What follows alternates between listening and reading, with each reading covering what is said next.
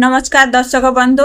आज आम कथा एक रोमांटिक ओडिया फिल्म नायकर ना देवदास विषय प्रेम विच्छेद भावना एवं आधुनिक जुगर देवदास चरित्र को नहीं फिल्मटी दर्शक एक भिन्न अनुभव आनी था। फिल्म निर्देशना देते मृत्युंजय साहू जी बापी नाम परिचित। फिल्म मुख्य भूमिका अच्छा अचित पात्र, भूमिका दास एवं अनु चौधरी से सहित बबी मिश्र, पिंटू नंद, अपराजिता महांती, सिग्ना महांती एवं मिहिर दास भली अभिज्ञ कलाकार मध्य नजर आसती।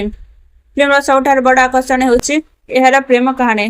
पारंपरिक देवदास पारो प्रेम कहानी भावना आधुनिक समय सहित जोड़ी यह फिल्म कहानी को प्रस्तुत करा जायछि।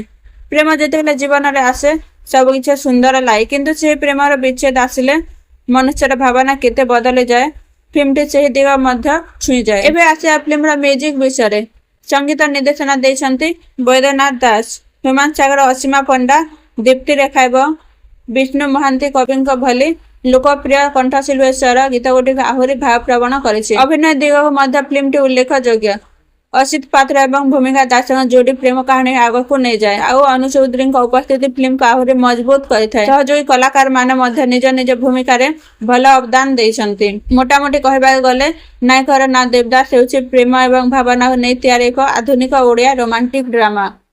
जे माने प्रेम कहानी, इमोशनल ड्रामा एवं मेलोडिया गीत पसंद करती से फिल्म निश्चित भाव देखा योग्य। आपण को नायकर ना देवदास फिल्म कहानी, अभिनय एवं गीत केमिति लागिथिला कमेंट निश्चय जणांतु।